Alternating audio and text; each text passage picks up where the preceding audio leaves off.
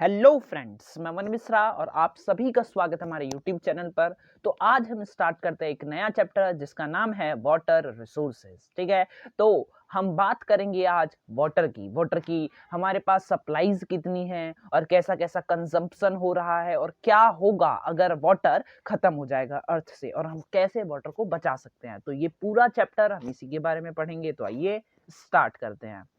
तो water scarcity जो है वो ग्रेटेस्ट चैलेंज बन के उभरा है। ठीक है, क्यों? क्योंकि उसका डिमांड लगातार इंक्रीज होता जा रहा है। अब डिमांड क्यों इंक्रीज हो रहा है? क्योंकि ज्यादा यूटिलाइज कर रहे हैं लोग और पॉल्यूशन ज्यादा बढ़ता जा रहा है। ठीक है, पहले के हम टाइम में देखें तो पहले हर जगह नदियां दिखती थी हमको। ठीक है, और सारा पानी जो था वो प्योर होता था, कोई भी लोग कहीं भी पानी पी सकता था। लेकिन आज क्या है, आज ऐसा नहीं है। आज क्या हो रहा है कि पॉल्यूशन की वजह से लोग पानी नहीं पी पा रहे हैं बहुत सारे एरियाज का, क्योंकि जो फैक्ट्रीज हैं वो अपनी जो वेस्ट चीज होती है वो उस पॉन्ड में डाल देते हैं। ठीक है, जिसकी वजह से वो सारा खराब हो जाता है पानी। ठीक है, तो अब अगर हम देखें कुछ कंटेंट की बात कर लेते हैं तो 71% जो अर्थ का सरफेस है वो सिर्फ पानी से ढका हुआ है। लेकिन फ्रेश वाटर सिर्फ 3% है हमारे पास। ठीक है, फ्रेश वाटर से मतलब है कि ऐसा पानी जिसे हम पी सकते हैं। ठीक है, अगर हम देखें तो हम ओशियंस का पानी नहीं पी सकते क्योंकि वो बहुत ज़्यादा सॉल्टी होता है, जिससे हमारी जो लंग्स हैं वो खराब हो सकते हैं। ठीक है, अब हम देखें तो स्मॉल प्रोपोर्शन जो फ्रेश वाटर का है वही अवेलेबल है ह्यूमन यूज के लिए। ठीक है, क्योंकि 71% तो है, पूरा अर्थ ने पानी से घिरा हुआ है, लेकिन सिर्फ 3% जो है वही हम पी सकते हैं। ठीक है, तो बहुत छोटा प्रोपोर्शन है। अब अवेलेबिलिटी देखें फ्रेश वाटर की तो वो हर जगह और टाइम के साथ साथ अलग होता रहता है। ठीक है, तो पहले 10 साल पहले हो सकता है कि 3% से कुछ ज्यादा होगा, अब कम हुआ। ठीक है, तो ऐसा भी होता है।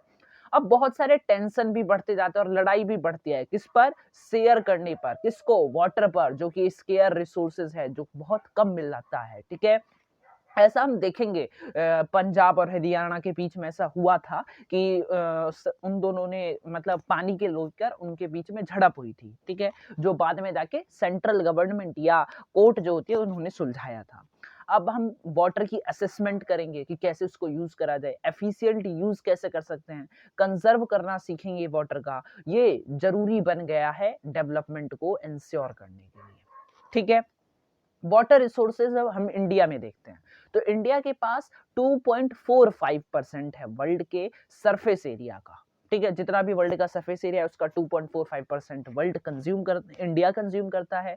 4% जो है वर्ल्ड का वाटर रिसोर्स इंडिया के पास है, मतलब 100 में से 4% हमारा इंडिया कंज्यूम करता है बस। ठीक है, और अप्रोक्स 16% पॉपुलेशन है वर्ल्ड की। अब आप कहते हैं कि पानी कम क्यों पड़ रहा है, खुद सोचिए। वर्ल्ड पॉपुलेशन की 16% और वाटर जो है बस 4% है, तो क्या होगा? ठीक है, अब टोटल वाटर जो अवेलेबल होता है हमारा प्रेसिपिटेशन से, ठीक है, मतलब बारिश से, वो 4000 क्यूबिक किलोमीटर है। क्यूबिक किलोमीटर का मतलब होता है किलोमीटर क्यूब, वॉल्यूम हम किलोमीटर क्यूब में मतलब क्यूब में नापते हैं। ठीक है, अगर हम अवेलेबिलिटी देखें सरफेस वाटर की और जो ग्राउंड वाटर है वो है 1869 किलोमीटर क्यूब। ठीक है, 4000 टोटल पानी है हमारे पास, लेकिन यूज हम कितना कर पाते हैं? 1869।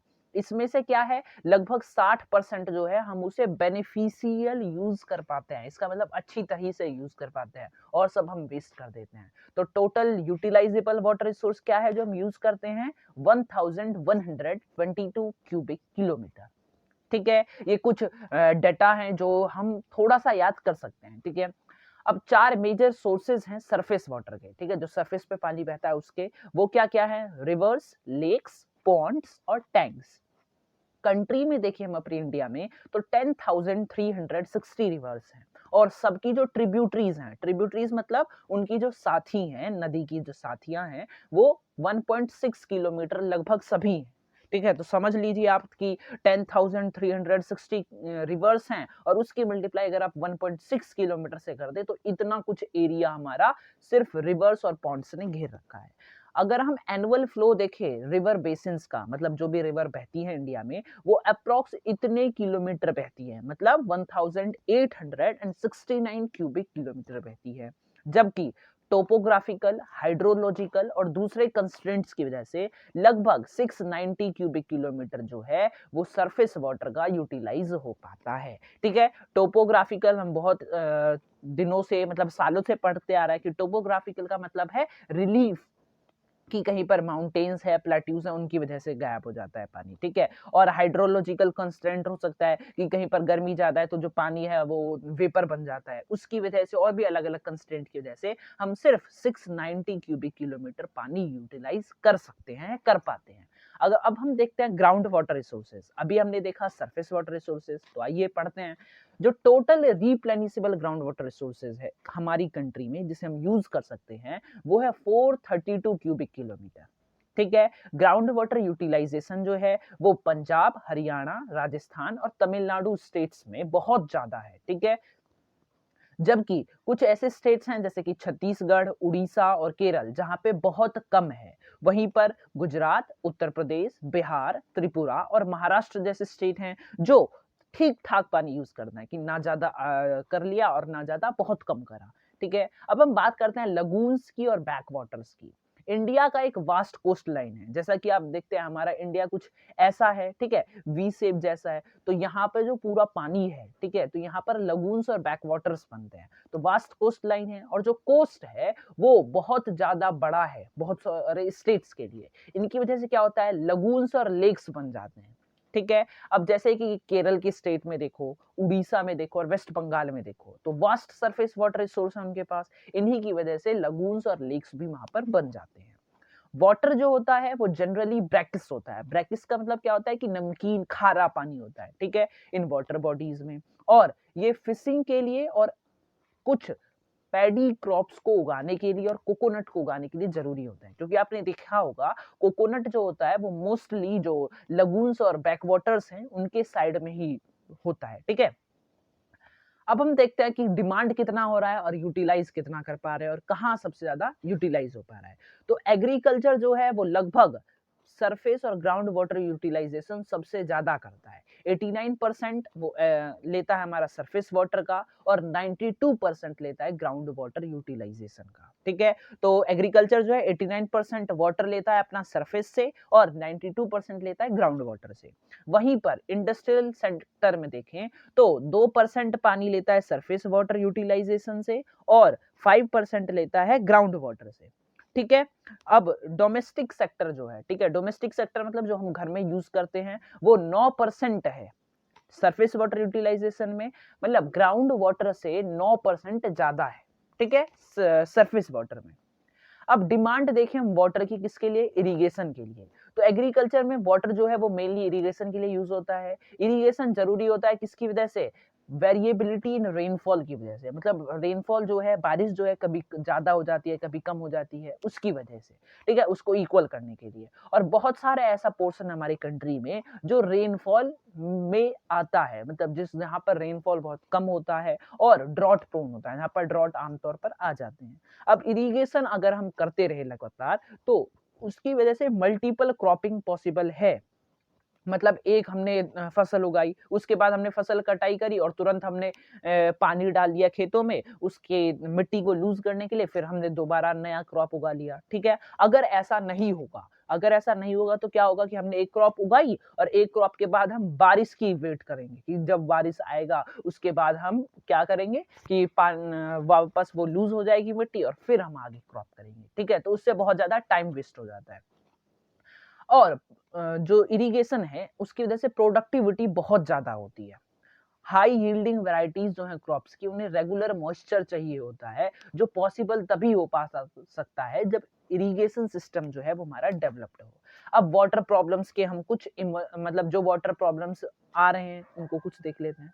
तो पर कैपिटा अवेलेबिलिटी जो वाटर की है वो बढ़ती ही जा रही है, मतलब घटती जा रही है। क्यों घटती जा रही है, क्योंकि पॉपुलेशन जो है ना वो लगातार इंक्रीज हो रहा है, जिसकी वजह से जो पहले पानी 10 लोग यूज कर पाते थे वो कुछ दिनों के बाद 5 लोग यूज कर पाएंगे। ठीक है, तो घट रही है।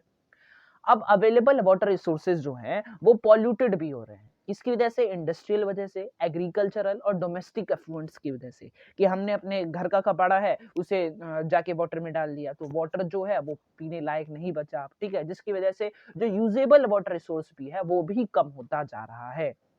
ग्राउंड वाटर का यूज जो है वो राजस्थान, महाराष्ट्र में बढ़ता जा रहा है, ठीक है, ग्राउंड वाटर वो बहुत ज्यादा यूज कर रहा है, जिसकी वजह से क्या हो रहा है? फ्लोराइड कंसंट्रेशन बढ़ रहा है ग्राउंड वाटर में, और इसी की वजह से कंसंट्रेशन जो है आर्सेनिक का, जो बहुत ज्यादा हार्मफुल एलिमेंट है, वो पानी में बढ़ता जा रहा है वेस्ट बंगाल में और बिहार में, ठीक है।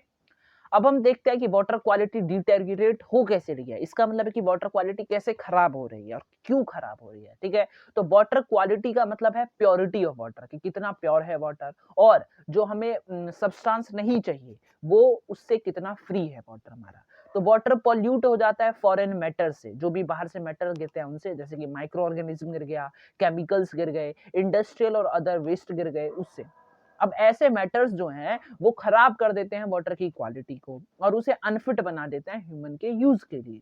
जब टॉक्सिक सब्सटेंसेस लेक्स में एंटर करते हैं, मतलब आते हैं स्ट्रीम्स में, रिवर्स में, ओशियन में और दूसरी वाटर बॉडीज में, तो वो वाटर के साथ या तो डिसॉल्व हो जाते हैं या वाटर के नीचे बैठ जाते हैं। इसकी वजह से क्या होता है? पॉल्यूशन होता है वाटर का, जबकि क्वालिटी ऑफ वाटर जो है वो डिटेरियोरेट होती है, और जो अफेक्ट करती है किसको? एक्वेटिक सिस्टम को, मतलब जो भी वहां पर फिशेज हैं या कोई भी एनिमल अंदर रहता है पानी में, उनको भी अफेक्ट करता है, क्योंकि वो भी वहां नहीं रह सकते हैं। कभी कभार क्या होता है, जो पॉल्यूटेंट्स होते हैं ये नीचे चले जाते हैं, मतलब ग्राउंड में चले जाते हैं, और फिर वो ग्राउंड वाटर को भी पॉल्यूट कर देते हैं। अगर आपको वीडियो पसंद आई हो तो लाइक, शेयर और सब्सक्राइब करना ना भूलें।